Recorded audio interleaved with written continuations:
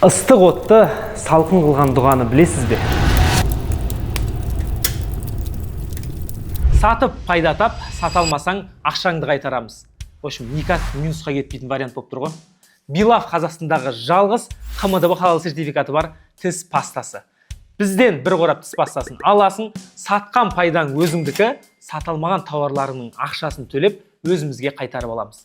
Артықшылықтары 100% халал, зиянды қоспасыз, өте тиімді баға. Заводтан тікелей келген бағамен аласыз. Қысқасы, бұл нұсқаға ешқандай отмазка айта алмайын деп тұрсың ғой. Сондықтан төмендегі нөмірге хабарласып, толық ақпарат алып, бізбен серіктес бол. Алдың шарында Ибрахим пайғамбардың пұттарды сындырып тастаған жайлы айттық. Бүгін сол оқиғаны жалғастырамыз. Ибрахим пайғамбарды қауымы тура жолға шақырған үшін отқа лақтырмақшы болады. Адамдар алаулаған үлкен отты дайындайды. Ибрахим пайғамбарды жақыннан отқа лақтырайын десе, адамдарды жолатпайтындай оттың алауы өте ыстық. Сөйтіп алыстан катапульта дайындап, Ибрахим пайғамбарды байлап отқа лақтырады. Аспанда ұшып бара жатқанда Жибрил періште келіп, саған көмек керек бе деп сұрайды. Сонда Ибрахим пайғамбар мына дұғаны айтады. Скрин жасап алсаңыздар болады. Хасби Аллаху ва ни'мал вакил. Яғни Алла маған жетіп артылады. Ол ең жақсы арқа сүйеуші дейді.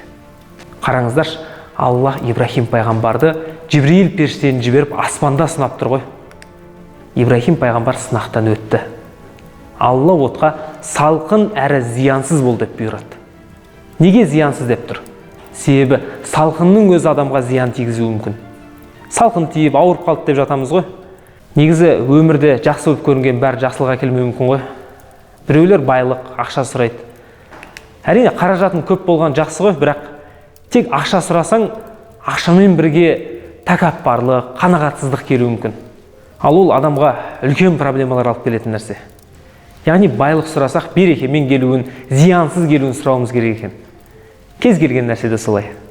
Алла Ибрахим пайғамбардың оқиғасы арқылы Құранда бізге осындай үлгі көрсетіп тұр. Ақыр соңында от салқын әрі зиянсыз болады. Сол кезде аузында бұтағы бар кішкентай кесіртке келіп отқа отын тастайды. Сонда кесірткеден сен не үшін кішкентай бұтақты лақтырдың? Ол бәрібір отты алаулатып жібермейді ғой десе, кесіртке мен жай ғана ниетімді білдірдім дейді. Одан кейін аспанда бір құс ұшып келіп, аузындағы бір тамшы суды отқа лақтырыпты. Құстан сен неге бір тамшы суды тастадың? Ол бәрібір отты өшіп жібермейді ғой десе, мен кімнің жағында екенін білдіргім келді. Ертең Алланың алдына барғанда Ибрахимді өртегендердің қатарында емес, өртті өшіруге тырысқандардың қатарында болғым келеді деп жауап береді.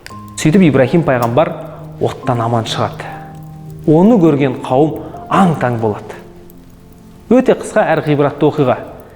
Бір адам үлкен жамандық жасап, екінші біреу соған кішкентай үлес қосса, сол жамандықты тұтас өзі жасағандай күнәні арқалап кетеді екен.